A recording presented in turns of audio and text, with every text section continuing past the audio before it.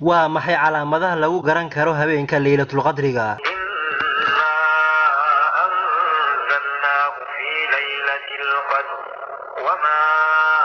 أدراك ما ليلة القدر habeenka laylatul qadriga waxa uu ku jiraa bisha barakeysan ee Ramadaan gaar ahaan tobanka dambe waxa kale uu nabigeena sallallahu alayhi wasallam ina faray in aynu aad u sii dadaalno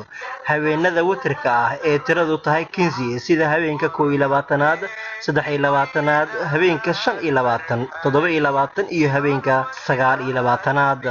culimada islaamka waxa ay dhahaan habeenka laylatul qadriga waa habeen gurguura sanadba waxa uu ku beegmi karaa habeen ka duwan habeenadii hore sida awgeed tobanka dambe in cibaadada la sii xoojiyo waa laga maarmaan si aad ugu guuleysato habeenkaas oo ka qeyr badan kun bilood culimadu waxa ay sheegaan in habeenka laylatul qadriga inuu leeyahay calaamado lagu garto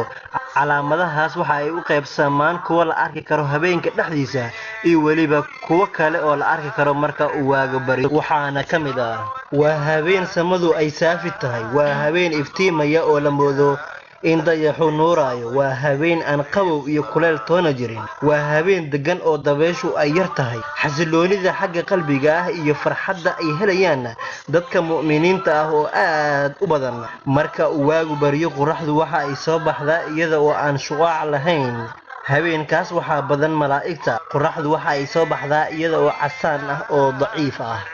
waxaa jira duca ay muhiim tahay in lagu duceysto oo laga soo wariyay nabigeena naxariisina wadgalay korkiisa ahaatee Allahumma innaka afuwun